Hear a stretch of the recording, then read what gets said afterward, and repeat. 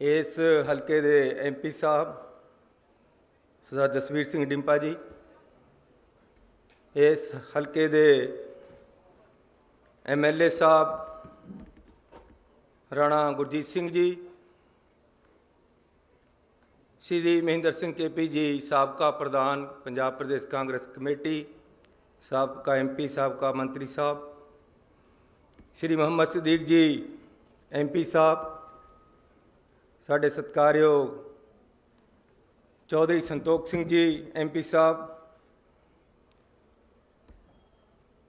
मेरे बड़े भी राजकुमार वेरका जी MLA साहब, नवतेज सिंह चीमा जी MLA साहब, बलविंदर सिंह धालीवाल जी, सुखपाल सिंह खैरा जी, हरजोत कमल जी, बलविंदर लाडी जी, संतोख सिंह भलाईपुर जी, जोगिंदर सिंह मान जी, श्रीमती दीप्ति उब्बल जी, ते साढ़े इत्थे दे SSP ते होर सारे अफसर साहबान, मेरे टूरिज्म डिपार्टमेंट दे additional chief secretary Sanjay ji, जिन्हों ने बड़ी मेहनत करके इस प्रोजेक्ट को इत्थे लेके आंदा है।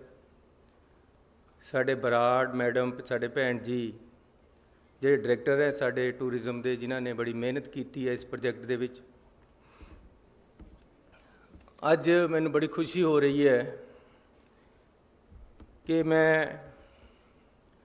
मुख सेवादार दा अहुदा संभालण तो पहलां दे नाल लगदी पहली बार अपने लिए चानन मनारा डॉक्टर अंबेडकर जी का म्यूजियम का उद्घाटन करने का माण प्राप्त कर रहा। अंबेडकर साहब की शख्सियत एक ऐसी शख्सियत है जिस तो सानू प्रेरणा मिलती है कि तुसी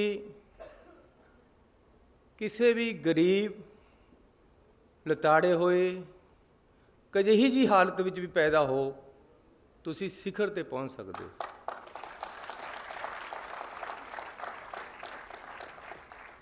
जरूरी नहीं तुहानू बहुत चंगा इन्वायरमेंट मिले अगे बढ़न वास्ते, संघर्ष दृढ़ता निष्ठा होनी चाहिए है अगे बढ़न लई, ते तुसी अगे बढ़ सकते हो। बिल्कुल गरीब परिवार च पैदा होके उन्होंने शिखर की पढ़ाई की, और सब तो बड़ी गल यह है कि अखीर तक पढ़ते रहे अपने जीवन के विच। अपने आप को स्ट्रेंथन करना लगातार जारी रखना चाहिए है।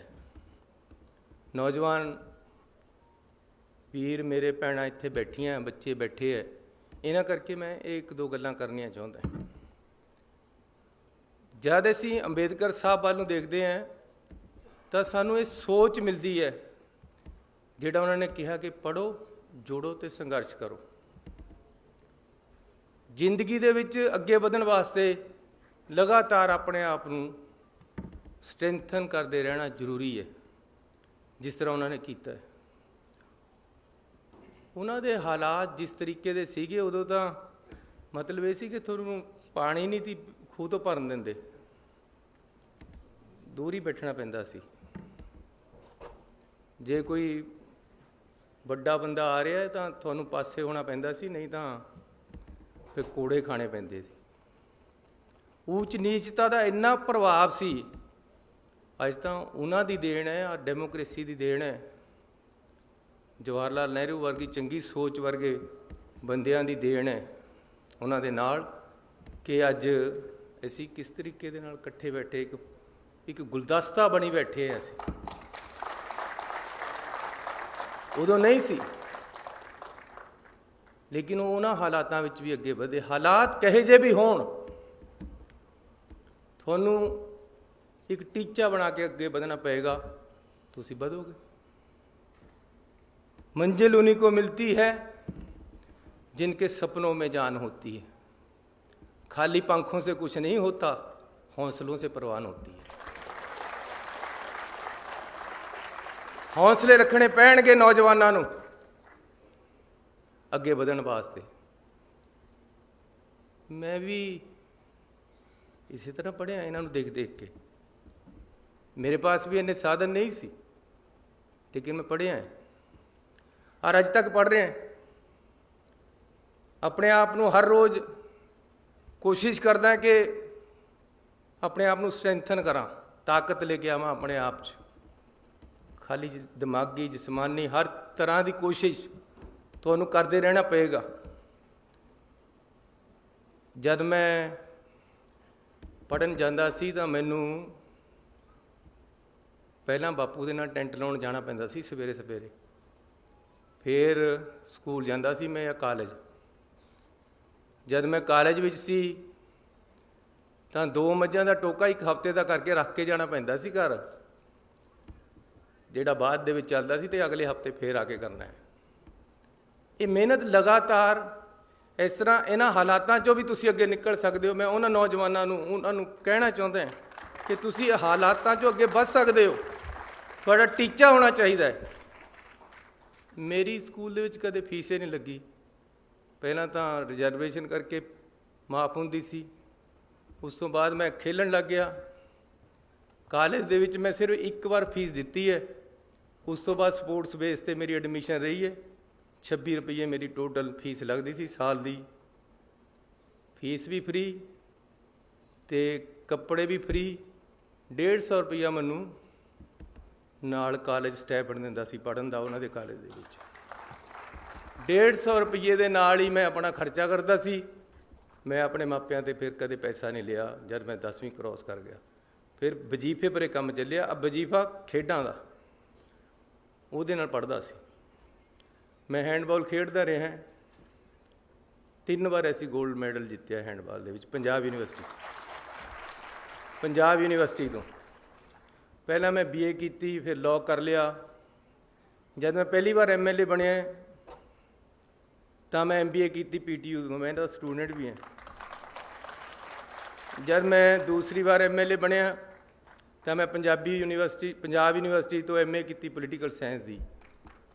ਜਿਸ ਦਿਨ ਟਿਕਟਾਂ ਵੰਡਣੀਆਂ ਸੀ, ਦੇਖੋ ਤੁਸੀਂ ਹੈਰਾਨੀ ਦੀ ਗੱਲ, ਉੱਧਰ ਟਿਕਟਾਂ ਵੰਡਣੇ ਦੀ ਮੀਟਿੰਗ ਹੋਣੀ ਸੀ, ਉੱਧਰ ਮੇਰਾ ਪੇਪਰ ਸੀਗਾ। ਮੈਂ ਕਿਹਾ ਜੀ ਮੈਂ ਤਾਂ ਪੇਪਰ ਜਾਣਾ। ਕਹਿੰਦੇ ਕੱਲ੍ਹ ਨੂੰ ਮੀਟਿੰਗ ਹੈ, ਨਹੀਂ ਮਿਸ ਕਰ ਸਕਦਾ। ਮੈਂ ਕਿਹਾ ਪੇਪਰ ਵੀ ਨਹੀਂ ਮਿਸ ਕਰ ਸਕਦਾ। ਕਿੰਨੀ ਗ੍ਰੇਟਨੈਸ ਹੈ ਰਾਹੁਲ ਗਾਂਧੀ ਦੀ। ਕਹਿੰਦੇ ਮੇਰਾ ਜਹਾਜ਼ ਲੈ ਜਾ। ਮੈਂ ਉਹਨਾਂ ਦੇ ਜਹਾਜ਼ ਪਰ ਆ ਗਿਆ। ਮੇਰਾ ਵੀ ਨਿਸ਼ਚਾ ਸੀ, ਉਹਦੀ ਵੀ ਦਿਆਲਤਾ ਸੀ ਕਿ ਮੈਨੂੰ ਜਹਾਜ਼ ਦੇਤਾ ਆਪਣਾ। ਮੈਂ ਉਹਨਾਂ ਦੇ ਜਹਾਜ਼ ਪਰ ਆ ਕੇ ਆਪਣੇ ਟੀਚਰ ਨੂੰ ਉੱਥੇ ਹੀ ਬੁਲਾਇਆ। ਰਸਤੇ ਵਿੱਚ ਅਸੀਂ ਪੜ੍ਹਦੇ ਆਏ, ਸਵੇਰੇ ਪੇਪਰ ਦਿੱਤਾ, ਸਾਰੀ ਰਾਤ ਸੁੱਤਾ ਨਹੀਂ। ਪੇਪਰ ਦੇ ਕੇ ਮੈਂ ਫਿਰ ਮੁੜ ਗਿਆ, MA ਪਾਸ ਹੋ ਗਿਆ। ਹੁਣ ਮੈਂ PhD ਕਰ ਰਿਹਾ ਅਤੇ ਉਹ ਵੀ ਪੰਜਾਬ ਯੂਨੀਵਰਸਿਟੀ ਤੋਂ ਇੰਡੀਅਨ ਨੈਸ਼ਨਲ ਕਾਂਗਰਸ 'ਤੇ ਕਰ ਰਿਹਾ। ਰਾਤ ਮੈਂ 2 ਵਜੇ ਵਿਹਲਾ ਹੋਇਆ, 2 ਤੋਂ 3 ਆਪਣੇ ਟੀਚਰ ਦੇ ਨਾਲ ਬੈਠਿਆ, ਕਿਉਂਕਿ ਮੈਂ ਕਿਸੇ ਤਰ੍ਹਾਂ ਵੀ ਦਸੰਬਰ ਦੇ ਵਿੱਚ ਆਪਣਾ ਥੀਸਿਸ ਸਬਮਿਟ ਕਰਨਾ ਹੈ। ਸੋ ਜਦ ਤੁਸੀਂ ਨਿਸ਼ਚਾ ਕਰੋਗੇ ਤਾਂ ਜ਼ਰੂਰ ਤਰੱਕੀ ਮਿਲੇਗੀ। मंजिल मिल ही जाएगी एक दिन, भटकते भटकते ही सही। गुमराह तो वो हैं जो घर से निकले ही नहीं।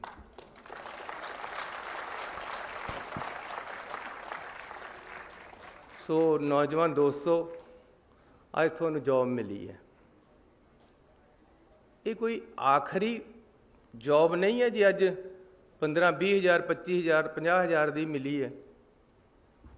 तरक्की करो, और बहुत दुनिया पई है, सितारों से आगे जहाँ और भी हैं। थानू लगातार अपने आप को बिल्ड करना है।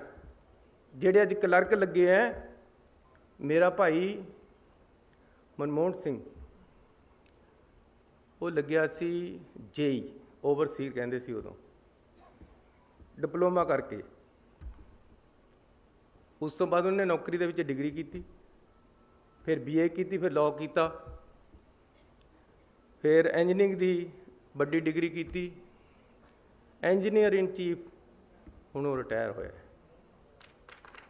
मतलब सब तो छोटी पौड़ी तो उतर के सब तो लास्ट पौड़ी ते गया।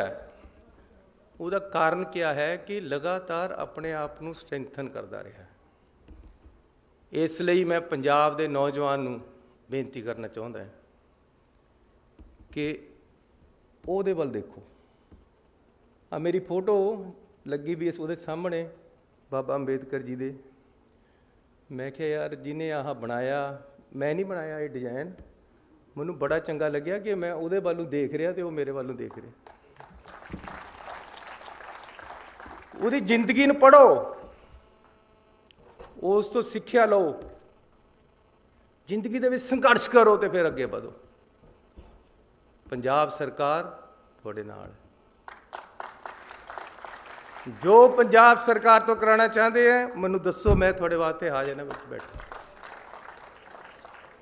ਮੇਰਾ ਕਿਹੜੇ ਟੈਲੀਫੋਨ ਬੰਦ ਹੁੰਦਾ? ਇਹ ਹੋ ਸਕਦਾ ਕਿ ਵੀ ਕਈ ਵਾਰ ਮੈਂ ਇੱਥੇ ਲੈਕਚਰ ਕਰ ਰਿਹਾ, ਉੱਥੇ ਕਾਲ ਮਿਸ ਹੋ ਜੇ, ਲੇਕਿਨ ਖੁੱਲ੍ਹਾ ਹੈ ਹਰ ਟਾਈਮ, ਦਿਨ ਰਾਤ ਖੁੱਲ੍ਹਾ ਹੈ। ਨਾਲੇ ਰਾਤ ਮੈਨੂੰ 1:30 ਵਜੇ ਇੱਕ ਟੈਲੀਫੋਨ ਆ ਗਿਆ, ਬਾਈ ਜੀ ਗਲਤੀ ਮਾਫ ਪਾਈ ਸੀ, ਮੈਂ ਤੁਹਾਨੂੰ ਕਹਿੰਦਾ ਰਾਤ ਨੂੰ ਕਰ ਲਿਆ। ਮੈਂ ਨਹੀਂ ਮੇਰੇ ਵਾਸਤੇ ਤਾਂ ਸਵੇਰੇ ਹੀ ਕਰ ਲੈ। 1:30 ਵਜੇ ਮੈਂ ਕਈਆਂ ਨੂੰ ਕਹਿੰਦਾ ਯਾਰ ਦਿਨ 'ਚ ਕਰ ਲਿਆ ਕਰ, ਪਰ ਕਈਆਂ ਦੀ ਆਦਤ ਹੈ ਕਿ ਰਾਤ ਨੂੰ ਨਹੀਂ ਕਰਨਾ। ਇੱਕ ਬਾਹਰ ਤੋਂ ਆ ਗਿਆ ਰਾਤ ਟੈਲੀਫੋਨ। ਇਸ ਤਰ੍ਹਾਂ ਕਿ ਮੈਨੂੰ ਆਦਤ ਹੈ ਕਿ ਮੈਂ ਬੈਲ ਬੰਦ ਕਰਕੇ ਨਹੀਂ ਸੌ ਸਕਦਾ ਟੈਲੀਫੋਨ ਦੀ, ਕਿਉਂਕਿ ਕਿਸੇ ਨੂੰ ਜ਼ਰੂਰਤ ਹੋ ਸਕਦੀ ਹੈ ਰਾਤ ਨੂੰ। ਉਹਨੇ ਮੈਨੂੰ ਨਾ ਮੈਂ ਚੱਕਿਆ ਤਾਂ ਪਤਾ ਨਹੀਂ ਕਹੀ ਜੀ ਐਮਰਜੈਂਸੀ ਹੋਵੇ ਉਹਨੂੰ। ਲੇਕਿਨ ਫਿਰ 1:30 ਵਜੇ ਵਾਲਾ ਜਿਹੜਾ ਜਗਾ ਦਿੰਦਾ, ਫਿਰ 2 ਵਜੇ ਵਾਲਾ ਜਗਾ ਦਿੰਦਾ, ਫਿਰ ਨੀਂਦ ਨਹੀਂ ਹੁੰਦੀ ਪੂਰੀ। ਪਰ ਇਹ ਹੈ ਕਿ ਮੈਂ ਆਪਣੀ ਆਦਤ 'ਤੇ ਮਜਬੂਰ ਹੈ ਕਿ ਮੈਂ ਟੈਲੀਫੋਨ ਬੰਦ ਕਰਕੇ ਨਹੀਂ ਸੌ ਸਕਦਾ, ਕਿਉਂਕਿ ਪਤਾ ਨਹੀਂ ਕਿਹਦਾ ਆ ਜਾਣਾ ਜ਼ਰੂਰਤ ਵਾਲੇ ਨੂੰ।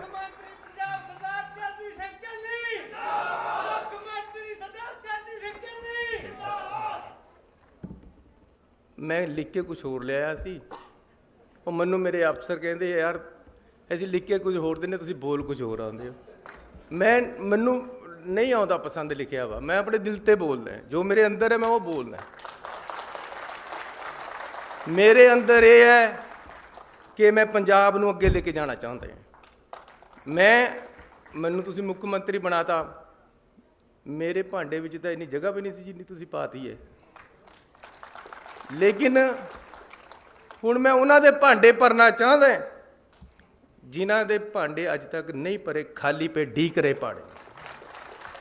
ਮੈਂ ਉਹਨਾਂ ਪੰਜਾਬੀਆਂ ਨੂੰ, ਉਹਨਾਂ ਪੰਜਾਬ ਦੇ ਨੌਜਵਾਨਾਂ ਨੂੰ ਅੱਗੇ ਲੈ ਕੇ ਜਾਣਾ ਚਾਹੁੰਦਾ ਜਿਨ੍ਹਾਂ ਨੂੰ ਓਪਰਚੁਨਿਟੀ ਨਹੀਂ ਮਿਲ ਰਹੀ। ਮੈਂ ਉਹਨਾਂ ਨੂੰ ਓਪਰਚੁਨਿਟੀ ਦੇਣਾ ਚਾਹੁੰਦਾ ਕਿ ਆਓ ਆਹ ਸਟੇਜ ਖਾਲੀ ਆ, ਤੁਸੀਂ ਬੈਠੋ। ਜੇ ਮੈਂ ਬਣ ਸਕਦਾ ਮੁੱਖ ਮੰਤਰੀ ਜਿਹਦਾ ਬਾਪ ਦਾਦਾ ਰਿਹਾ ਹੀ ਕੁਛ ਨਹੀਂ, ਜਿਹਦਾ ਬਾਪ ਦਾਦਾ ਕਦੇ ਮੰਤਰੀ ਨਹੀਂ ਰਿਹਾ, ਮੁੱਖ ਮੰਤਰੀ ਨਹੀਂ ਰਿਹਾ, ਸੋਚ ਹੀ ਨਹੀਂ ਸੀ, ਫਿਰ ਤੁਸੀਂ ਕਿਉਂ ਨਹੀਂ ਬਣ ਸਕਦੇ? ਯਾਰ ਤੁਸੀਂ ਤਾਂ ਮੇਰੇ ਨਾਲ ਸਾਰੇ ਚੰਗੇ ਹੋ। ਜਿਹੜੇ ਮੇਰੇ ਹਾਲਾਤ ਸੀ, ਜੇ ਉਹਨਾਂ ਹਾਲਾਤਾਂ 'ਚ ਤੁਹਾਨੂੰ ਰੱਖਾਂ ਤਾਂ ਤੁਸੀਂ ਬਹੁਤ ਉੱਪਰ ਹੋ, ਤੁਸੀਂ ਮੇਰੇ ਤੋਂ ਬਹੁਤ ਅੱਗੇ ਜਾ ਸਕਦੇ ਹੋ। ਨੌਜਵਾਨੋ, ਤੁਸੀਂ ਪੰਜਾਬ ਨੂੰ ਅੱਗੇ ਲੈ ਕੇ ਜਾਓਗੇ, ਬਹੁਤ ਸੰਘਰਸ਼ ਕਰਨਾ ਪਏਗਾ। ਅੰਬੇਦਕਰ ਵੱਲ ਨੂੰ ਦੇਖ ਕੇ ਸੋਚ ਰੱਖਣੀ ਪਏਗੀ। ਉਹ ਅੰਬੇਦਕਰ ਜੀ ਨੇ ਲਾਅ ਕਰ ਲਿਆ ਸੀ, ਆਖਰੀ ਬਾਹਰੋਂ ਡਿਗਰੀ ਲੈ ਲਈ, ਲੇਕਿਨ ਫਿਰ ਇਕਨੋਮਿਕਸ ਪੜ੍ਹਨ ਲੱਗ ਗਏ। ਉਹ ਕਹਿੰਦੇ ਇਹਦੇ ਵਿੱਚ ਵੀ ਮਹਾਰਤ ਕਰਨੀ ਹੈ। ਹਰ ਚੀਜ਼ ਦੇ ਵਿੱਚ ਮਹਾਰਤ ਤੁਹਾਨੂੰ ਲੈ ਕੇ ਆਉਣੀ ਪਏਗੀ, ਤਾਂ ਤੁਸੀਂ ਅੱਗੇ ਵਧੋਗੇ, ਤਾਂ ਪੰਜਾਬ ਤਰੱਕੀ ਕਰੇਗਾ। ਜਿਹੜਾ ਥੱਲੇ ਬੈਠਾ ਹੈ ਉਸ ਨੂੰ ਖਿੱਚ ਕੇ ਉੱਪਰ ਕਰਨਾ ਹੈ, ਉਹਨੂੰ ਨਾਲ ਲਿਆਉਣਾ ਹੈ, ਖੜਾ ਕਰਨਾ ਹੈ, ਤਾਂ ਤੁਹਾਡੀ ਤਾਕਤ ਹੋਏਗੀ। ਇੱਕ ਦੂਜੇ ਦੀ ਤਾਕਤ ਦੇ ਨਾਲ ਪੰਜਾਬ ਅੱਗੇ ਵਧੇਗਾ, ਸਦਭਾਵਨਾ ਦੇ ਨਾਲ।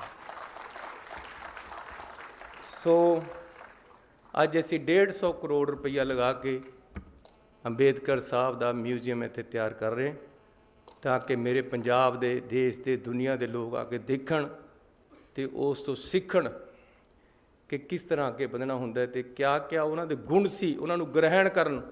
ਕਿਸ ਤਰ੍ਹਾਂ ਉਹਨਾਂ ਨੇ ਕਨਸਟੀਟਿਊਸ਼ਨ ਲਿਖਿਆ, ਕਿਸ ਤਰ੍ਹਾਂ ਕਨਸਟੀਟਿਊਸ਼ਨ ਦੀ ਕਿਆ ਭਾਵਨਾ ਹੈ, ਕਿਸ ਤਰ੍ਹਾਂ ਏਕਤਾ ਅਤੇ ਅਖੰਡਤਾ ਦੇਸ਼ ਦੀ ਨੂੰ ਕਾਇਮ ਰੱਖਣਾ ਹੈ, ਕਿਸ ਤਰ੍ਹਾਂ ਅਸੀਂ ਆਪਣੇ ਦੇਸ਼ ਨੂੰ ਮੂਹਰੇ ਰੱਖ ਕੇ ਦੇਸ਼ ਦੇ ਝੰਡੇ ਨੂੰ ਬੁਲੰਦ ਕਰਨਾ ਹੈ। ਉਹ ਅਸੀਂ ਇਸ ਮਿਊਜ਼ੀਅਮ ਵਿੱਚੋਂ ਆ ਕੇ ਦੇਖਾਂਗੇ ਅਤੇ ਸਿੱਖਾਂਗੇ ਅਤੇ ਅੱਗੇ ਵਧਾਂਗੇ। ਮੈਨੂੰ ਹੁਣ ਇੱਥੇ ਬੋਲ ਰਹੇ ਸੀ ਕਿ ਜੀ ਇਹਨੂੰ ਸਾਰਾ ਕੁਝ ਇਹ ਆਰਕੀਟੈਕਟ ਇਹਨਾਂ ਨੇ ਕੀਤਾ ਹੈ। ਅਸੀਂ ਡਿਸਕਸ ਕਰਨ ਲੱਗੇ ਕਿ ਜੀ ਇਹ ਮਿਊਜ਼ੀਅਮ ਬਣਾਉਣਾ ਮੇਰੀ ਦਿਲ ਦੀ ਸੋਚ ਹੈ ਵੀ ਆਪਾਂ ਬਣਾਉਣਾ। ਮੈਂ ਧੰਨਵਾਦ ਕਰਦਾ ਪਿਛਲੇ ਮੁੱਖ ਮੰਤਰੀ ਜੀ ਦਾ। ਮੈਂ ਉਹਨਾਂ ਨੂੰ ਜਾ ਕੇ ਕਿਹਾ, ਉਹ ਕਹਿੰਦੇ ਬਣਨਾ ਜ਼ਰੂਰੀ ਹੈ, ਬਣਾਓ। ਮੈਨੂੰ ਉਹਨਾਂ ਨੇ ਹੱਲਾਸ਼ੇਰੀ ਦਿੱਤੀ ਕੈਪਟਨ ਅਮਰਿੰਦਰ ਸਿੰਘ ਨੇ ਕਿ ਬਣਾਓ ਚੰਨੀ ਜੀ, ਤੁਹਾਡੀ ਸੋਚ ਹੈ, ਤੁਸੀਂ ਕਰੋ। ਮੈਂ ਕਿਹਾ ਜੀ ਇਹਦੇ ਵਾਸਤੇ ਅਸੀਂ ਪੈਸੇ ਵੀ ਆਪ ਹੀ ਅਰੇਂਜ ਕਰ ਲਾਂਗੇ। 150 ਕਰੋੜ ਰੁਪਈਆ ਯੂਨੀਵਰਸਿਟੀ ਦੇ ਰਹੀ ਹੈ, ਇਹ ਯੂਨੀਵਰਸਿਟੀ ਦਾ ਐਸੈਟ ਵੀ ਹੈ। ਮੈਂ ਯੂਨੀਵਰਸਿਟੀ ਦੇ ਸਾਰੇ ਲੋਕਾਂ ਨੂੰ ਧੰਨਵਾਦ ਦੇਣਾ ਚਾਹੁੰਦਾ ਕਿ ਤੁਹਾਡਾ ਵੀ ਐਸੈਟ ਹੈ, ਇਹ ਤੁਹਾਡਾ ਹੀ ਹੈ, ਤੁਸੀਂ ਹੀ ਇੱਥੇ ਚਲਾਉਣਾ ਅਤੇ ਤੁਹਾਡੀ ਹੀ ਜ਼ਮੀਨ 'ਤੇ ਬਣ ਰਿਹਾ ਹੈ। ਤੁਸੀਂ 10 ਏਕੜ ਇਸ ਵਾਸਤੇ ਦਿੱਤੀ ਹੈ, ਮੈਂ ਤੁਹਾਨੂੰ 50 ਏਕੜ ਇਸ ਤੋਂ ਪਿੱਛੇ ਤੁਹਾਡੇ ਵਾਸਤੇ ਹੋਰ ਲੈ ਕੇ ਦਿੰਦਾ, ਇਸ ਤੁਹਾਡੇ ਕੰਮ ਵਾਸਤੇ। ਸੋ ਜਦੋਂ ਅਸੀਂ ਇਹਨੂੰ ਬਣਾਉਣ ਲੱਗੇ, ਸੋਚਣ ਲੱਗੇ, ਕਿਹਾ ਮੈਂ ਕਿਹਾ ਯਾਰ ਇਹਨੂੰ ਇਸ ਤਰ੍ਹਾਂ ਦਾ ਬਣਨਾ ਕਿ ਦੂਰ 'ਤੇ ਪਤਾ ਲੱਗੇ ਕਿ ਇਹ ਹਿੰਦੁਸਤਾਨ ਦਾ ਨਿਸ਼ਾਨ ਹੈ ਇੱਕ, ਇਹ ਹਿੰਦੁਸਤਾਨ ਇਹਦੇ ਵਿੱਚ ਝਲਕਦਾ ਹੋਵੇ, ਸਾਡਾ ਕੰਸਟੀਟਿਊਸ਼ਨ ਇਹਦੇ ਝਲਕਦਾ ਹੋਵੇ, ਅੰਬੇਦਕਰ ਸਾਹਿਬ ਇਸ ਤਰ੍ਹਾਂ ਝਲਕਦਾ ਹੋਵੇ। ਮੈਨੂੰ ਕਹਿੰਦੇ ਜੀ ਕਿਸ ਤਰ੍ਹਾਂ ਬਣੇਗਾ? ਮੈਨੂੰ ਕੋਈ ਐਂਬਲਮ ਦੇ ਗਿਆ ਸੀ ਐਡਾ, ਉਹਦੇ ਥੱਲੇ ਇੱਦਾਂ ਪਿੱਲਰ ਲਾ ਕੇ ਉੱਪਰ ਐਂਬਲਮ ਲੱਗਿਆ ਹੋਇਆ ਸੀ, ਜਿਸ ਤਰ੍ਹਾਂ ਉਹ ਉੱਪਰ ਲੱਗਿਆ ਹੋਇਆ। ਮੈਂ ਉਹ ਚੱਕ ਕੇ ਇਹਨਾਂ ਦੇ ਮੂਹਰੇ ਆ ਰੱਖਤਾ। ਮੈਂ ਕਿਹਾ ਆਪਾਂ ਇਸ ਤਰ੍ਹਾਂ ਹੀ ਬਣਾਉਣਾ ਹੈ, ਸਾਡਾ ਦੇਸ਼ ਇਹਦੇ 'ਚੋਂ ਝਲਕਦਾ ਹੋਵੇ, ਉਹਦਾ ਚਿੰਨ੍ਹ ਇਹਦੇ 'ਚੋਂ ਝਲਕਦਾ ਹੋਵੇ, ਅੰਬੇਦਕਰ ਦਾ ਉਹਦੀ ਝਲਕ ਮਿਲੇ ਉਹਦੀ ਬਿਲਡਿੰਗ 'ਚੋਂ ਹੀ, ਅੰਦਰਲੇ ਕਿਤੇ ਜਾ ਕੇ ਪਤਾ ਹੀ ਲੱਗਣਾ। ਮੈਂ ਵੇਰਕਾ ਜੀ ਦਾ ਬੜਾ ਧੰਨਵਾਦੀ ਹਾਂ, ਇਹਨਾਂ ਨੇ ਇਹਦੇ 'ਚ ਸਾਡੀ ਬੜੀ ਮਦਦ ਕੀਤੀ, ਇਹਨਾਂ ਨੂੰ ਵੀ ਅਸੀਂ ਇਹ ਸਾਰਾ ਦਿਖਾਇਆ। ਸੋ ਅਸੀਂ ਅੰਬੇਦਕਰ ਜੀ ਨੂੰ ਇੱਥੇ ਉਹਨਾਂ ਦਾ ਮਿਊਜ਼ੀਅਮ ਬਣਾ ਕੇ, ਪੂਰੇ ਵਰਲਡ ਕਲਾਸ ਦਾ ਮਿਊਜ਼ੀਅਮ ਬਹੁਤ ਵਧੀਆ ਇਸ ਨੂੰ ਬਣਾਇਆ ਜਾਏਗਾ। 150 ਕਰੋੜ ਰੁਪਈਆ ਇਹਦੇ 'ਚ ਲੱਗੇਗਾ। ਇਸ ਦੇ ਨਾਲ ਨਾਲ ਉਹਨਾਂ ਦੇ ਨਾਮ 'ਤੇ, ਕਿਉਂਕਿ ਜੇ ਅਸੀਂ ਕਿਸੇ ਗਰੀਬ ਨੂੰ ਉੱਪਰ ਚੱਕਣਾ ਚਾਹੁੰਦੇ ਹਾਂ, ਆਟਾ ਦਾਲਾਂ ਦੇ ਨਾਲ ਉਹ ਨਹੀਂ ਉਹਨੇ ਚੱਕ ਹੋਣਾ। ਤੁਸੀਂ ਰੋਜ਼ ਮਹਾਰਾ ਦੀ ਆਟਾ ਦਾਲ ਦੇ ਦਿਓ ਉਹਨੂੰ, ਉਹਨੇ ਆਟਾ ਦਾਲ ਖਾੜੀਆਂ ਆਪਣਾ ਸੌਂ ਜਾਣੇ। ਲੇਕਿਨ ਜੇ ਉਹਦੇ ਬੱਚੇ ਨੂੰ ਤੁਸੀਂ ਪੜ੍ਹਾਈ ਦੇਤੀ, ਉਹ ਆਪੇ ਬੜਾ ਹੋ ਕੇ ਆਪੇ ਅੱਗੇ ਆ ਕੇ ਆਪਣੀ ਵੀ ਗਰੀਬੀ ਚੱਕ ਦੇਗਾ, ਆਪਣੇ ਮਾਂ-ਬਾਪ ਦੀ ਵੀ ਚੱਕ ਦੇਗਾ। ਇਸ ਕਰਕੇ ਐਜੂਕੇਸ਼ਨ ਸਿਸਟਮ ਨੂੰ ਸਟਰੈਂਥਨ ਕਰਨਾ ਹੈ। ਸਭ ਤੋਂ ਬੜੀ ਚੀਜ਼ ਹੀ ਐਜੂਕੇਸ਼ਨ ਹੈ। ਮੇਰਾ ਬਾਪੂ ਮੈਨੂੰ ਪੜ੍ਹਾਇਆ, ਮੇਰੇ ਭਾਈਆਂ ਨੂੰ ਪੜ੍ਹਾਇਆ। ਇੱਕ ਮੇਰਾ ਭਰਾ ਡਾਕਟਰ ਹੈ, ਇੱਕ ਚੀਫ ਇੰਜੀਨੀਅਰ ਰਿਟਾਇਰ ਹੋਇਆ, ਇੱਕ ਮੈਂ ਹਾਂ, ਇੱਕ ਮੇਰੇ ਤੋਂ ਛੋਟਾ ਹੈ।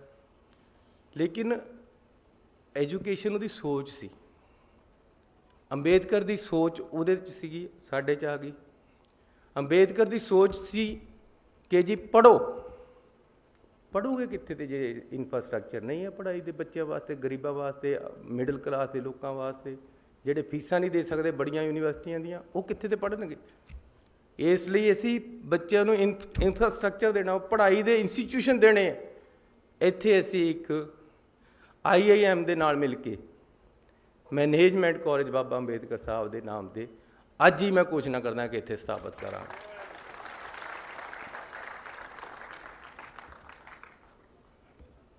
ਉਹਦਾ ਨਾਮ doctor Bhim Rao Ambedkar institute of management ਹੋਏਗਾ। IIM ਦੇ ਲੈਵਲ ਦਾ, ਅੰਮ੍ਰਿਤਸਰ ਦੀ IIM ਦੇ ਨਾਲ ਮਿਲ ਕੇ ਇਹ ਇੰਸਟੀਚਿਊਟ ਬਣੇਗਾ। ਇੱਕ ਸਕੂਲ ਆਫ ਅੰਬੇਦਕਰ ਥਾਟਸ ਦਾ ਬਣੇਗਾ ਇੱਥੇ, ਤਾਂ ਕਿ ਉਹਨਾਂ ਦੀ ਜਿਹੜੀ ਸੋਚ ਹੈ ਉਸ ਨੂੰ ਅੱਗੇ ਵਧਾਇਆ ਜਾ ਸਕੇ। Bharat Ratna doctor Baba Sahib Ambedkar centre for research in equality and development, ਇੱਕ ਇਹ ਇੱਥੇ ਬਣਾਵਾਂਗੇ। ਇੱਕ ਮੈਨੇਜਮੈਂਟ ਦਾ ਕਾਲਜ ਬਣੇਗਾ। ਇੱਕ ਜਿਸ ਤਰ੍ਹਾਂ ਡਿੰਪਾ ਜੀ ਨੇ ਦੱਸਿਆ ਸੀ, ਚਮਕੌਰ ਸਾਹਿਬ ਦੇ ਵਿੱਚ ਸਕਿੱਲ ਯੂਨੀਵਰਸਿਟੀ ਬਣਾ ਰਹੇ। 2 ਮੈਡੀਕਲ ਕਾਲਜ ਜਿਹੜੀ ਗੱਲ ਕਰਕੇ ਗਏ ਸਾਡੇ ਸਤਿਕਾਰਯੋਗ MLA ਸਾਹਿਬ ਰਾਣਾ ਜੀ, ਉਹਨਾਂ ਦੀ ਅਸੀਂ ਬੜੀ ਛੇਤੀ ਸ਼ੁਰੂਆਤ ਕਰ ਦਾਂਗੇ ਰਾਣਾ ਜੀ, ਇਹਦੇ ਦੇਰ ਨਹੀਂ ਲੱਗੇਗੀ। ਕਿਉਂਕਿ ਮੈਂ ਹਮੇਸ਼ਾ ਕਹਿੰਦਾ ਕਿ ਜੇ ਸਾਡੇ ਸਰਕਾਰੀ ਸਕੂਲਾਂ ਦੇ ਵਿੱਚ ਸਾਇੰਸ ਹੀ ਨਹੀਂ ਹੈ, ਜੇ ਮੈਡੀਕਲ ਕਾਲਜ ਦੀਆਂ ਗਰੁੱਪ ਹੀ ਨਹੀਂ ਹੈ, ਫਿਰ ਸਾਡੇ ਗਰੀਬਾਂ ਦੇ ਜਿਹੜੇ ਮਿਡਲ ਕਲਾਸ ਦੇ ਲੋਕਾਂ ਦੇ ਡਾਕਟਰ ਤੇ ਇੰਜੀਨੀਅਰ ਕਿੱਥੋਂ ਬਣਨੇ?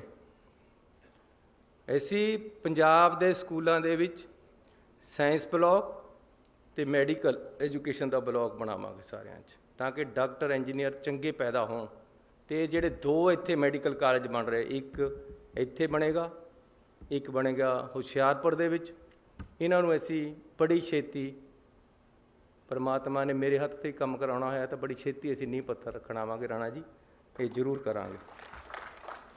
एक साडे पास बिल्डिंग पड़ी है, क्योंकि मैनू गुरु नानक साहब जी का 550वां जन्म दिहाड़ा मनाउण दा सुभाग प्राप्त होया सी। कैप्टन अमरिंदर सिंह जी ने ड्यूटी लगाई सी कि तुसीं ये काम संभो, तो मैनू इस गल की खुशी है कि वर्ल्ड वाइड इस गल की प्रशंसा हुई कि पंजाब सरकार ने जो गुरु नानक साहब का जन्म दिहाड़ा मनाया, जन्म साल मनाया, बहुत जबरदस्त उसकी शोभा चारे पासे सरकार को मिली। उत्थे साडी एक बिल्डिंग पई है, उहदे विच एक सुल्तानपुर लोधी असीं एक ITI कॉलेज खोलांगे। ये भी मैं ऐलान करके जा रहा, तो बड़ी छेती ऐसी इसे साल तो क्लासां शुरू कर देणियां। तुहानूं बधाई होवे इस चीज़ की। भुलੱਥ दे विच एक ब्लॉक दे विच असीं एक ITI खोलणी है, ਉਹਦੇ ਤੇ 11 ਕਰੋੜ ਰੁਪਈਆ 10 ਕਰੋੜ ਰੁਪਈਆ ਲੱਗੇਗਾ। ਤੇ ਅਸੀਂ ਉਹ ਵੀ ਭੁਲੱਥ ਦੇ MLA ਸਾਹਿਬ ਬੈਠੇ ਆ, ਇਹਨਾਂ ਨੂੰ ਮੈਂ ਬੇਨਤੀ ਕਰਦਾ ਕਿ ਸਾਨੂੰ ਜਗ੍ਹਾ ਦੱਸ ਦਿਓ, ਜਗ੍ਹਾ ਤੁਸੀਂ ਦੇਣੀ ਹੈ, ਪੈਸੇ ਅਸੀਂ ਲਾਵਾਂਗੇ। ਰਾਣਾ ਜੀ ਮੇਰੇ ਬਹੁਤ ਹੀ ਸਤਿਕਾਰਯੋਗ ਆਗੂ ਹੈ, ਅਗਾਂਹ ਵਧੂ ਹੈ, ਇਹਨਾਂ ਦੀ ਸੋਚ ਹੈ, ਇੱਕ ਵਿਜ਼ਨ ਹੈ, ਮੈਂ ਉਸ ਦਾ ਸਤਿਕਾਰ ਕਰਦਾ। ਇਹਨਾਂ ਨੇ ਮੈਨੂੰ ਕਿਹਾ ਕਪੂਰਥਲੇ ਵਾਸਤੇ 10 ਕਰੋੜ ਰੁਪਈਆ ਕਪੂਰਥਲੇ ਦੇ ਸ਼ਹਿਰ ਨੂੰ ਅਸੀਂ ਦੇਵਾਂਗੇ। ਇਹਨਾਂ ਮੂਹਰੇ ਥਾਨ ਸਿੱਟ ਦੇਣਾ, ਜਿੱਥੇ ਜਿੱਥੇ ਸੁਆ ਕੇ ਜਿਹੜਾ ਕੁਝ ਪਾਉਣਾ ਪਾ ਲਵੇ। ਇੱਕ 4 ਕਰੋੜ ਰੁਪਈਆ ਇਹਨਾਂ ਨੂੰ ਚਾਹੀਦਾ ਹੈ, ਕੁਝ ਤਾਰਾਂ ਸ਼ਿਫਟ ਕਰਨੀਆਂ, ਉਹ ਵੀ ਇਹਨਾਂ ਪਾਸ ਪਹੁੰਚੇਗਾ। ਸੋ ਇੱਕ ਵਿਜ਼ਨ ਦੇ ਨਾਲ, ਇੱਕ ਸੋਚ ਦੇ ਨਾਲ, ਅਗਾਂਹ ਵਧੂ ਸੋਚ ਦੇ ਨਾਲ ਪੰਜਾਬ ਨੂੰ ਅੱਗੇ ਲੈ ਕੇ ਜਾਣਾ ਹੈ। ਮੇਰੇ ਪਾਸ ਰੋਡ ਮੈਪ ਹੈ। ਮੈਨੂੰ ਇਸ ਗੱਲ ਦੀ ਮੈਂ ਤਿਆਰੀ ਕਰਦਿਆਂ ਬੜੀ ਦੇਰ ਹੋ ਗਈ ਹੈ ਕਿ ਕਿਸ ਤਰੀਕੇ ਦੇ ਨਾਲ ਪੰਜਾਬ ਨੂੰ ਅੱਗੇ ਵਧਾਉਣਾ ਹੈ। ਲੇਕਿਨ ਪੰਜਾਬ ਨੂੰ ਜਿਹੜੀ ਜੋਕਾਂ ਚਿੰਬੜੀਆਂ ਵੀ ਹੈ ਕਿ ਕਿਸੇ ਦਫ਼ਤਰ ਜਾਓ, ਕਹਿੰਦਾ ਜੀ ਅੱਖਾਂ ਕੰਨ ਨੂੰ ਝਾਕੀ ਜਾਂਦਾ ਜਦ ਤੱਕ ਥੱਲੇ ਟੇਬਲ ਦੇ ਥੱਲੇ ਨੂੰ ਪੈਸੇ ਨਹੀਂ ਮਿਲ ਜਾਂਦੇ। ਇਹ ਚੀਜ਼ ਨਹੀਂ ਬਰਦਾਸ਼ਤ ਹੋਣੀ ਮੇਰੇ ਤੇ, ਇਹ ਨਹੀਂ ਹੋ ਸਕਦਾ। ਇਹਨੂੰ ਖਤਮ ਕਰ ਦਾਂਗਾ ਪੰਜਾਬ ਚੋਂ। ਮੈਨੂੰ ਜਿੰਨਾ ਕੁ ਟਾਈਮ ਮਿਲਿਆ ਤੁਸੀਂ ਇਹਦੇ 'ਚ ਦੇਖ ਲਿਓ ਕਿ ਬਿਲਕੁਲ ਸਿੱਧਾ ਹੋ ਜਾਏਗਾ ਕੰਮ, ਪਿਆਰ ਨਾਲ ਹੀ ਕਰਾਵਾਂਗਾ। ਮੈਂ ਮਿਊਨਿਸਪਲ ਕਮੇਟੀ ਦਾ ਪ੍ਰਧਾਨ ਸੀ, ਉਸ ਤੋਂ ਬਾਅਦ ਮੈਂ MLA ਵੀ ਰਹਿ ਲਿਆ, ਮੰਤਰੀ ਵੀ ਰਹਿ ਲਿਆ, ਹੁਣ ਤੁਸੀਂ ਮੁੱਖ ਮੰਤਰੀ ਬਣਾਤਾ ਹੈ। ਲੇਕਿਨ ਉਹ ਮੈਨੂੰ ਸਭ ਤੋਂ ਅੱਛਾ ਪੀਰੀਅਡ ਲੱਗਦਾ ਸੀ ਕਿ ਨੇੜੇ ਹੋ ਕੇ ਲੋਕਾਂ ਦੀ ਸੇਵਾ ਕਰਨੀ ਦੇ। ਅਤੇ ਕਮੇਟੀਆਂ ਦੇ ਵਿੱਚ 22% ਕਮਿਸ਼ਨ। ਮੈਂ ਕਿਹਾ ਇਹ ਗੱਲ ਬਰਦਾਸ਼ਤ ਨਹੀਂ ਹੋਣੀ ਆ। ਮੈਂ ਬੜਾ ਜ਼ੋਰ ਲਾਇਆ ਕਿ ਕੰਮ ਖਤਮ ਹੋਵੇ, ਲੇਕਿਨ ਇਹ ਨੈਕਸਸ ਇੰਨਾ ਤਕੜਾ ਬਣਿਆ ਹੋਇਆ ਕਿ ਤੋੜਨਾ ਬੜਾ ਔਖਾ। ਇੱਕ ਪ੍ਰਧਾਨ ਵੱਡੇ ਬੱਸ 'ਚ ਨਹੀਂ ਸੀ। ਮੈਂ ਉਦੋਂ ਸੋਚਿਆ ਸੀ, ਮੈਂ ਬਹੁਤ ਘੱਟ ਕਰਤਾ ਸੀ, ਉਹ ਗੱਲ ਨਹੀਂ ਲੰਬੀ ਸੁਣਾਵਾਂਗਾ, ਕਿ ਮੈਂ ਉਹਨਾਂ ਨੂੰ ਕਹਿਤਾ ਸੀ ਕਿ ਨਹੀਂ ਇਸ ਤਰ੍ਹਾਂ ਨਹੀਂ ਚੱਲਣਾ। ਇੱਕ ਐਸੀ ਉਹ ਕੂੜਾ ਸੁੱਟਣ ਵਾਲੇ ਡੰਪ ਨਹੀਂ ਪਏ ਹੁੰਦੇ, ਹੁਣ ਇਹ ਅਖਬਾਰਾਂ ਵਾਸਤੇ ਨਹੀਂ ਹੈ ਗੱਲਾਂ, ਇਹ ਤੁਹਾਡੇ ਨਾਲ ਇਸੇ ਹਾਲ ਦੇ ਵਿੱਚ ਕਰ ਰਿਹਾ। ਉਹ ਡੰਪ ਖਰੀਦਣੇ ਸੀ। ਉਹ ਮੈਂ ਕਿਹਾ ਯਾਰ ਇਹ ਤਾਂ ਬੜੇ ਮਹਿੰਗੇ ਲਗਾ ਰਹੇ ਹੋ। ਮੈਂ ਕਿਹਾ ਠੇਕੇਦਾਰ ਦਾ ਟੈਲੀਫੋਨ ਬਣਾਓ।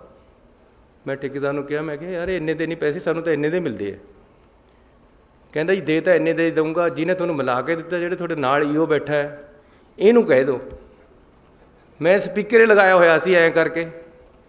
ਉਹ ਕਹਿੰਦਾ ਮੈਂ ਜ਼ਹਿਰ ਖਾ ਲੈਣਗੇ ਮੇਰੇ ਬੱਚੇ, ਤੂੰ ਪ੍ਰਧਾਨ ਜੀ ਜੋ ਕਹਿੰਦੇ ਉਹੀ ਕਰਦਾ ਹੈ। ਇਹ ਸੋਚ ਹੋਈ ਵੀ ਹੈ ਕਿ ਜੇ ਉੱਪਰ ਦੇ ਪੈਸੇ ਨਹੀਂ ਲੈਂਦੇ ਤਾਂ ਜ਼ਹਿਰ ਖਾਣੇ ਵਾਲਾ ਕੰਮ ਹੋ ਗਿਆ। ਤਨਖਾਹ ਨੂੰ ਕੁਝ ਸਮਝਦੇ ਨਹੀਂ ਕਈ ਲੋਕ। ਬਹੁਤ ਲੋਕ ਇਮਾਨਦਾਰ ਹੈ ਪੰਜਾਬ ਦੇ ਵਿੱਚ, ਬਹੁਤ ਜਨਤਾ ਇਮਾਨਦਾਰ ਹੈ, ਬਹੁਤ ਅਫਸਰ ਇਮਾਨਦਾਰ ਹੈ। ਕਿਸੇ ਇੱਕ ਫੀਲਡ ਦੇ ਵਿੱਚ ਜੇ ਤੁਸੀਂ ਕਹੋ ਸਾਰੇ ਮਾੜੇ ਇਹ ਨਹੀਂ ਹੋ ਸਕਦੇ, ਜੇ ਤੁਸੀਂ ਕਹੋ ਸਾਰੇ ਚੰਗੇ ਇਹ ਨਹੀਂ ਹੋ ਸਕਦੇ। ਹਰ ਫੀਲਡ ਦੇ ਵਿੱਚ, ਹਰ ਜਾਤੀ ਦੇ ਵਿੱਚ, ਹਰ ਧਰਮ ਦੇ ਵਿੱਚ ਚੰਗੇ ਵੀ ਲੋਕ ਬਹੁਤ ਜ਼ਿਆਦਾ ਹੈ, ਮਾੜੇ ਵੀ ਬਹੁਤ ਜ਼ਿਆਦਾ ਹੈ, ਕਈਆਂ 'ਚ ਬਹੁਤ ਘੱਟ ਹੈ। ਲੇਕਿਨ ਕਰਪਸ਼ਨ ਇਹ ਬਰਦਾਸ਼ਤ ਨਹੀਂ ਹੋਣੀ ਪੰਜਾਬ ਦੇ ਵਿੱਚ ਜਦ ਤੱਕ ਜਾਂ ਮੈਂ ਹਟ ਜਾਵਾਂਗਾ ਜਾਂ ਕਰਪਸ਼ਨ ਹਟ ਜਾਏਗੀ, ਦੋਨਾਂ 'ਚੋਂ ਇੱਕ ਚੀਜ਼ ਹਟੇਗੀ। ਇਹਦੇ ਵਾਸਤੇ ਨੌਜਵਾਨਾਂ ਨੂੰ ਮੇਰਾ ਸਾਥ ਦੇਣਾ ਪੈਣਾ ਹੈ। ਨੌਜਵਾਨ ਅੱਗੇ ਆਵੇ। ਜਿਹੜਾ ਬੰਦਾ ਪੈਸੇ ਮੰਗਦਾ ਹੈ ਨਾ, ਉਹਨੂੰ ਫੜ ਕੇ ਖੜ ਜਾਓ ਉਸੇ ਟਾਈਮ। ਮੈਨੂੰ ਟੈਲੀਫੋਨ ਕਰੋ, ਮੇਰਾ ਟੈਲੀਫੋਨ ਖੁੱਲ੍ਹਾ, ਮੈਨੂੰ ਉੱਥੇ ਵੀ ਆਉਣਾ ਪੈ ਗਿਆ ਤਾਂ ਆ ਜਾਵਾਂਗਾ। ਹੁਣ ਕਿਆ ਕਰਿਆ ਹੋਇਆ ਕਿ ਜੀ ਮੈਂ ਕਈ ਬੰਦਿਆਂ ਨੂੰ ਫੜਾਉਣ ਦੀ ਕੋਸ਼ਿਸ਼ ਕਰੀ। मैं कहा यार इन्हूं फड़ाओ, बंदे ने तंग करिया वा। विजिलेंस वाले कहंदे जी पहला साडे पास ऑडियो प्रूफ चाहिए जी कोई, फिर इन्हूं फड़ांगे। हुण ऑडियो प्रूफ अगला दिंदा तुहानूं? कहंदे जी उदों मोबाइल पर कॉल करो पैसे मंगे, फिर साडे पास सबूत आऊगा, फिर असीं खोलांगे। ये सब मिले हुए सी ये लोग, ये हैगे है। इन्हां नूं खत्म करना इस चीज़ चों। तुसीं पंजाब दे लोग खत्म करनगे, मैं नहीं इकल्ला कर सकदा। पंजाब दे लोकां नूं उठना पएगा। ये ਜਿਹੜੇ ਸਾਨੂੰ ਜੋਕਾਂ ਚਿੰਬੜੀਆਂ ਇਹਨਾਂ ਨੂੰ ਖਤਮ ਕਰਨਾ ਹੈ, ਉਹਦੇ ਵਾਸਤੇ ਪੰਜਾਬ ਦਾ ਨੌਜਵਾਨ ਅੱਗੇ ਆਵੇ ਤਾਂ ਇਹ ਖਤਮ ਹੋਏਗੀ। ਨੌਜਵਾਨੀ ਦੇ ਵਿੱਚ ਕ੍ਰਾਂਤੀ ਹੁੰਦੀ ਹੈ। ਉਹ ਭਗਤ ਸਿੰਘ ਦੀ ਫੋਟੋ ਨੂੰ ਦੇਖਦਾ ਹੈ। ਮੈਂ ਹੁਣ ਭਗਤ ਸਿੰਘ ਜੀ ਦੇ ਜਾ ਕੇ ਪੈਰੀ ਹੱਥ ਲਗਾ ਕੇ ਆਇਆ, ਮੱਥਾ ਟੇਕ ਕੇ ਆਇਆ ਝੁਕ ਕੇ। ਜਿਹੜੇ ਮੁੰਡੇ ਦੇ ਕਮਰੇ ਦੇ ਵਿੱਚ ਜਾਂ ਗੱਡੀ ਦੇ ਉੱਪਰ ਜਾਂ ਮੋਬਾਈਲ ਦੇ ਉਰੇ ਭਗਤ ਸਿੰਘ ਦੀ ਫੋਟੋ ਲੱਗੀ ਵੀ, ਸਮਝ ਲਓ ਇਹ ਬੰਦਾ ਕੰਮ ਦਾ ਹੈ, ਉਹਦੀ ਸੋਚ ਸਹੀ ਹੈ। ਭਗਤ ਸਿੰਘ ਨੂੰ ਦੇਖਣਾ ਪਏਗਾ, ਨੌਜਵਾਨਾਂ ਨੂੰ ਉਹਦੀ ਸੋਚ ਨੂੰ ਦੇਖਣਾ ਪਏਗਾ। ਕ੍ਰਾਂਤੀ ਲਿਆਉਣੀ ਪਏਗੀ ਦੇਸ਼ ਦੇ ਵਿੱਚ ਔਰ ਸੂਬੇ ਦੇ ਵਿੱਚ। ਅਤੇ ਇਸ ਤਰ੍ਹਾਂ ਦੇ ਜਿਹੜੀ ਕਰਪਸ਼ਨ ਹੈ, ਗਲਤ ਕੰਮ ਹੈ। ਪੁੱਠੇ ਤਰੀਕੇ ਨਾਲ ਹਰ ਕੰਮ ਕਰਾਉਣਾ ਚਾਹੁੰਦਾ ਹਰ ਕੋਈ, ਸਿੱਧੇ ਤਰੀਕੇ ਨਾਲ ਕਰਾਉਣਾ ਨਹੀਂ ਚਾਹੁੰਦਾ। ਲਾਈਨ 'ਚ ਕੋਈ ਲੱਗਣਾ ਨਹੀਂ ਚਾਹੁੰਦਾ। ਉਹ ਕਹਿੰਦਾ ਜੀ ਮੈਨੂੰ ਇੱਧਰ ਨੂੰ ਕੱਢ ਕੇ ਸਭ ਤੋਂ ਮੂਹਰੇ ਖੜਾ ਕਰ ਦਿਓ, ਬਸ ਇਹ ਸੋਚ। ਫਿਰ ਮੈਂ VIP ਹੈ, ਕਿਆ ਕਰਨਾ VIP ਯਾਰ। ਮੇਰੇ ਆਲੇ ਦੁਆਲੇ ਮੈਂ ਜਿੱਦਣ ਮੁੱਖ ਮੰਤਰੀ ਬਣਿਆ, ਮੈਂ ਕਿਹਾ ਯਾਰ ਕਿੱਥੇ ਫਸ ਗਿਆ ਮੈਂ। ਇੰਨੀ ਜਨਤਾ ਪਿੱਛੇ, ਇੰਨੀ ਜਨਤਾ ਅੱਗੇ, ਇੰਨੀਆਂ ਗੱਡੀਆਂ ਅੱਗੇ ਪਿੱਛੇ। ਮੈਂ ਕਿਹਾ ਇਹਨਾਂ ਨੂੰ ਹਟਾਓ ਯਾਰ ਮੇਰੇ ਆਲੇ ਦੁਆਲੇ, ਤੇ ਮੈਂ ਆਜ਼ਾਦ ਬੰਦਾ। ਮੈਨੂੰ ਕਿਹਨੇ ਮਾਰਨਾ? ਕਿਆ ਦੱਸੋ ਮੈਨੂੰ, ਮਾਰ ਕੇ ਕਿਸ ਨੂੰ ਕਿਆ ਮਿਲਣਾ? ਲੇਕਿਨ ਤੁਸੀਂ ਪਤਾ ਤੁਹਾਨੂੰ ਕਿੰਨੀ ਸਿਕਿਉਰਿਟੀ ਹੈ ਮੇਰੀ? 1000 ਬੰਦਾ ਮੇਰੀ ਸਿਕਿਉਰਿਟੀ ਪਰ ਹੈ। 200 ਗੱਡੀਆਂ ਮੈਨੂੰ ਦੇਤੀਆਂ। ਮੇਰੇ ਤਾਂ ਕਮਰੇ ਜਿੱਡੀਆਂ ਗੱਡੀਆਂ ਇਹਨੇ ਬਾਦਲਾਂ ਨੇ ਖਰੀਦੀਆਂ ਹੋਈਆਂ। ਮੈਂ ਹੁਣੇ ਆਇਆ, ਕਮਰੇ ਜਿੱਡੀ ਗੱਡੀ ਹੈ, 2 ਕਰੋੜ ਰੁਪਏ ਦੀ ਕਹਿੰਦੇ ਆਉਂਦੀ। ਉਹ ਯਾਰ ਗਰੀਬਾਂ ਪਰ ਲਾ ਦਿੰਦੇ ਪੈਸਾ। ਉਈਓ 8 ਗੱਡੀਆਂ ਮੇਰੇ ਅੱਗੇ ਪਿੱਛੇ ਫਿਰਦੀਆਂ। ਮੈਂ ਆਪਣੇ ਸੈਕਟਰੀ ਸਾਹਿਬ ਰਾਹੁਲ ਤਿਵਾੜੀ ਜੀ ਬੈਠੇ, ਮੈਂ ਇਹਨੂੰ ਰਸਤੇ 'ਚ ਕਹਿ ਰਿਹਾ ਸੀ, ਮੈਂ ਕਿਹਾ ਉਹ ਸਿਕਿਉਰਿਟੀ ਦਾ ਕਿਆ ਬਣਿਆ? ਕਾਹਦੇ ਵਾਸਤੇ 1000 ਬੰਦਾ ਪਿੱਛੇ ਘੁਮਾਇਆ ਹੋਇਆ? ਕਹਿੰਦੇ ਜੀ ਇੰਟੈਲੀਜੈਂਸ ਵਾਲੇ ਕਹਿੰਦੇ ਵੀ ਅਸੀਂ ਨਹੀਂ ਘੱਟ ਕਰ ਸਕਦੇ, ਜੇ ਕੱਲ੍ਹ ਨੂੰ ਕੋਈ ਗੱਲ ਹੋ ਜਾਵੇ। ਮੈਂ ਕਿਹਾ ਯਾਰ ਜੇ ਕੱਲ੍ਹ ਕੋਈ ਹੋ ਗਈ ਤਾਂ ਮੈਂ ਜ਼ਿੰਮੇਵਾਰ ਹੈ, ਭੇਜੋ ਇਹਨਾਂ ਨੂੰ। ਕਿਆ ਕਰਨਾ 1000 ਬੰਦਾ? 5-7 10 ਬੰਦੇ ਚਲੋ ਠੀਕ ਹੈ। ਕਈ ਜਗ੍ਹਾ ਲੋਕ ਵੀ ਜ਼ਿਆਦਾ ਅੱਗੇ ਨੂੰ ਆ ਜਾਂਦੇ ਕਿ ਮਿਲਣਾ ਹੀ ਜ਼ਰੂਰ ਹੈ, ਥੋੜ੍ਹਾ ਜਿਹਾ ਤਰੀਕੇ ਨਾਲ ਉਹਨਾਂ ਨੂੰ ਸੈੱਟ ਕਰ ਦੇਣਗੇ। ਉਹ ਇਸ ਤੋਂ ਜ਼ਿਆਦਾ ਤਾਂ ਕੁਛ ਨਹੀਂ। ਸਿੰਬਲ ਬਣ ਗਿਆ ਇੱਕ ਕਿ ਜੀ ਗਨਮੈਨ ਇੰਨੇ ਜ਼ਿਆਦਾ ਪਿੱਛੇ। ਹੁਣ ਮੈਂ ਸੁਖਬੀਰ ਬਾਦਲ ਥੋੜ੍ਹੋ ਯਾਰ ਵੀ ਮੈਂ ਦਿਖਾਣਾ ਕਿ ਜੀ ਐਡੀ ਬੜੀ ਕਾਰਵਾਈ ਆ ਰਹੀ ਹੈ, ਕਿਉਂਕਿ ਲੋਕਾਂ ਦੇ ਪਿੱਛੇ ਲੱਗਦੀ ਨਹੀਂ। ਉਹ ਇਹਨਾਂ ਦੀ ਉਹ ਲਾਈ ਫਿਰੀ ਜਾਂਦੇ ਆ। ਪਬਲਿਕ ਉਹਨਾਂ ਦੇ ਨਾਲ ਤੁਰਨੇ ਨੂੰ ਤਿਆਰ ਨਹੀਂ। ਉਹ ਕਹਿੰਦੇ ਚਲੋ ਇਹੀ 1000 ਬੰਦਾ ਪਿੱਛੇ ਸਿਕਿਉਰਿਟੀ ਦੇ ਨਾਂ ਪਰ ਪਿੱਛੇ ਤੋਰ ਲਓ। ਇਸ ਕਰਕੇ ਨੌਜਵਾਨ ਵੀਰੋ, ਇਹ ਸਮਝ ਲਓ ਤੁਹਾਡਾ ਭਰਾ ਮੁੱਖ ਮੰਤਰੀ ਹੈ ਅਤੇ ਤੁਹਾਨੂੰ ਐਡਜਸਟ ਕਰਨਾ ਹੈ। ਇਹ ਸਮਝ ਲਓ ਕਿ ਜਿੰਨੀ ਕੁ ਸਮਰੱਥਾ ਨੌਕਰੀਆਂ ਦੀ ਪੰਜਾਬ ਸਰਕਾਰ ਕੋਲ ਹੈ, ਉਨੀ ਤਾਂ ਮੈਂ 4 ਮਹੀਨਿਆਂ 'ਚ ਭਰ ਦੇਣੀ। ਮੈਂ ਅੱਜ ਇਹਨਾਂ ਨੂੰ ਕਿਹਾ ਵੀ 1,00,000 ਨੌਕਰੀ ਹੋਰ ਕੱਢੋ। ਆ ਤੁਸੀਂ ਦੇਖੋ ਸਾਡੇ ਪਿੱਛੇ ਮੇਰੀ ਇੰਨੀ ਲੜਾਈ ਹੋਈ।